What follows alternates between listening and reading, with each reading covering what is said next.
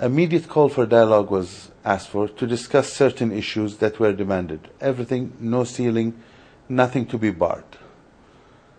Nobody came to that dialogue table from the people who instigated the violence.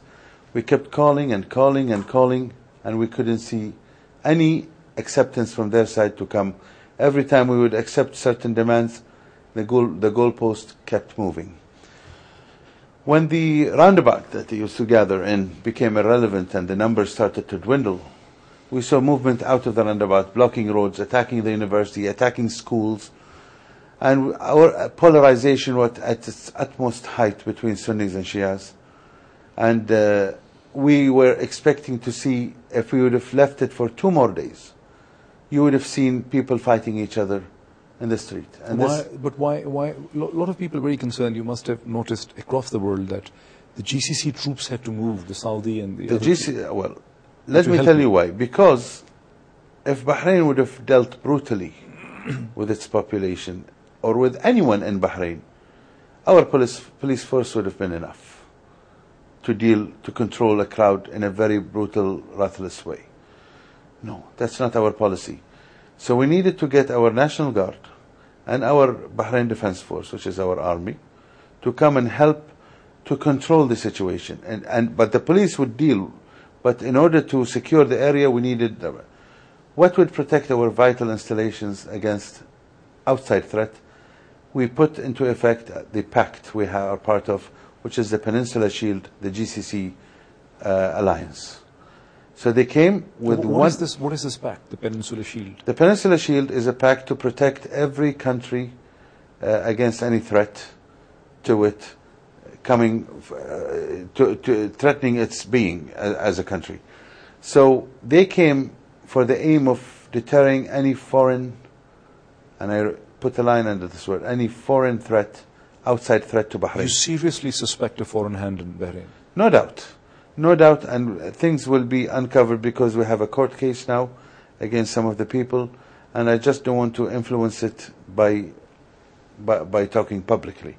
But we needed to protect our vital installations, our bases, our refinery, so the Peninsula Shield Force came in different kinds. The land forces came from Saudi Arabia and the United Arab Emirates, and they have their role in protecting installations. From Kuwait, we got the patrol boats patrolling our waters. Very important for us to deal with law and order. But again, I say, this is an operation to restore law and order, in order to get into a political path as we are usually doing it. This is not the solution. This is paving the way for the solution. But if, on one hand, the Kuwaiti land forces or troops are coming to Bahrain to help your government, on the other hand, the Qataris are sending the Air Force to enforce a no-fly zone across Libya. So what is happening elsewhere?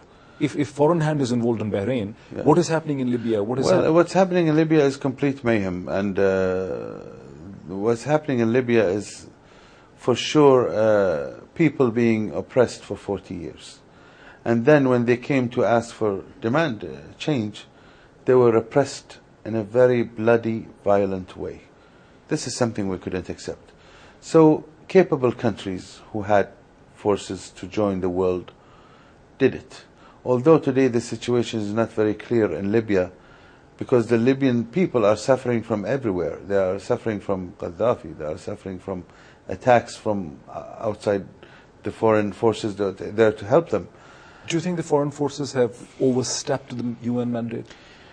Until this moment, I don't think they have overstepped the UN mandate. But let's see how events, because the UN mandate did mention about all sorts of measures.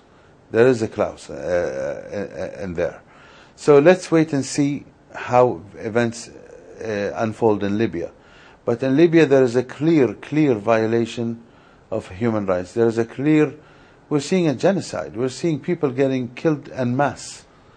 And this is something we can never live with, we can never accept. That's why we are part of the GCC resolution against what's happening in Libya and the Arab League resolution. We're part of that. But in Bahrain, it's a completely different story. It is something that's bigger than Bahrain. It is the whole